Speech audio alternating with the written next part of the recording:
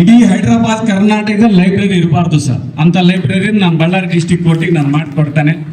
ಚೆನ್ನಾಗಿ UPS systems ಪ್ರಿಂಟರ್ಸು ಎಲ್ಲ complete ಆಗಿ ನಮ್ಮ ಪಾರ್ಲಿಮೆಂಟಲ್ಲಿ ಇದೆ ಸರ್. ನನಗೆಲ್ಲ ಅದು ನಮ್ಮ ಕೋರ್ಟ್ ಒಂದೇ, ಪಾರ್ಲಿಮೆಂಟ್ ಒಂದೇ.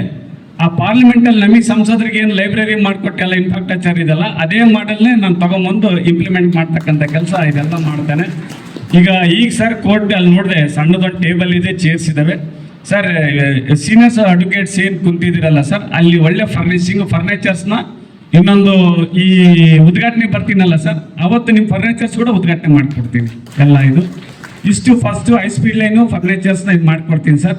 ಅದಾದಮೇಲೆ ಇದೆಲ್ಲ ಕೇಳಿದಿರಿ, ಅದನ್ನು ನಾನು ಗಮನಕ್ಕೆ ತೊಗೊಂಡ್ಬಿಟ್ಟು ನಾನು ಯಾರ ಕಡೆ ಕಾಂಟ್ಯಾಕ್ಟ್ ಮಾಡಿ ಒಬ್ಬ ಸಂಸದನಾಗಿ ನಿಮ್ಗೆ ಏನು ಮಾಡಬೇಕು ನಾನು ಖಂಡಿತವಾಗ್ಲೂ ಮಾಡಿಕೊಡ್ತೀನಿ ಸರ್. ಇವತ್ತು ಈ ವೇದಿಕೆಯಲ್ಲಿ ಸ್ವಲ್ಪ ತಡಾಗಿ ಬಂದೆ ಸರ್. ನಾನು 2 ವರ್ಷ ಆದ್ಮೇಲೆ ಬಂದೆ. ನಮ್ಮದು ಬೈ ಎಲೆಕ್ಷನ್ ಇತ್ತು, ಎಲ್ಲದು ಕೂಡ ಗೊತ್ತದ್ದು ಎಲೆಕ್ಷನ್ಗಳು ಹೆಂಗಾಗ್ತವೆ ಅಂತೇಳಿ ಹಿಂಗಾಗಿ ತಡ ಆಯಿತು.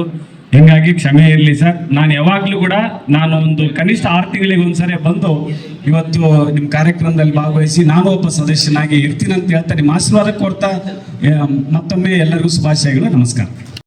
ಕೊನೆಯದಾಗಿ ಈಗ 4 ತಿಂಗಳ ಹಿಂದೆ KPS ಅವರು ಆಯ್ತು ಯಾರೇ ಮಾಡಿ ತಪ್ಪು ಕೇಬಲ್ ರಿಪ್ಲೇಸ್ ಮಾಡ್ತೀವಿ ಅಂತ ಹೇಳಿ ಒಪ್ಕೊಂಡಿದ್ದಾರೆ ಸರ್. ಈಗ ನವೆಂಬರ್ 21ಕ್ಕೂ ಕೇಬಲ್ ರಿಪ್ಲೇಸ್ಮೆಂಟ್ ಆಗಿದೆ ಸರ್. ಚಾಲನೆ ಕೊಡಬೇಕಾಗಿದೆ.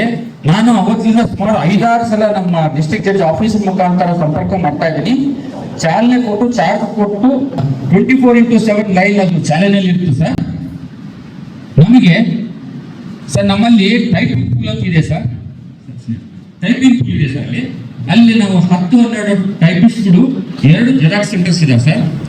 ಅದು ನಮ್ಗೆ ಯಾಕಂದ್ರೆ ಎಲ್ಲ ವಕೀಲರು ಸುಮಾರು 500ರಿಂದ 600 ವಕೀಲರು ದಿನನಿತ್ಯ ಪ್ರಾಕ್ಟೀಸ್ ಮಾಡ್ತಾರೆ ಸರ್. ನಮಗೆ ಟೈಪಿಂಗ್ ಅತಿ ಮುಖ್ಯವಾದದ್ದು. ಬಳ್ಳಾರಿಯ ನಿರಂತರ ಸುದ್ದಿಗಾಗಿ ಬಳ್ಳಾರಿ ಬೆಳಗಾಯಿತು ಚಾನೆಲ್ನ ಸಬ್ಸ್ಕ್ರೈಬ್ ಮಾಡಿ ಹಾಗೂ ಬೆಲ್ ಐಕಾನ್ ಒತ್ತಿ.